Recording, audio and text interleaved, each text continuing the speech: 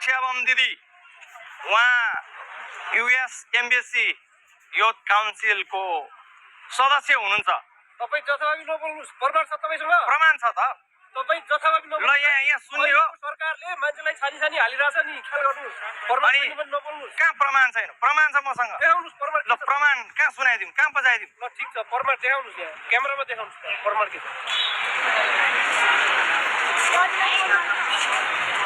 त्यही छ। ल हेर्नु, युथ काउन्सिल हो कि यो उहाँ चाहिँ रक्षा बम होइन त? हो, हेर्नु न प्रत्यक्ष छ त। ल यो के हो? यो युएस एम्बेसीको युथ काउन्सिलको सदस्य भएको होइन 22-23 हो कि 21-22मा? अब के छ भन्नुहोस् ल।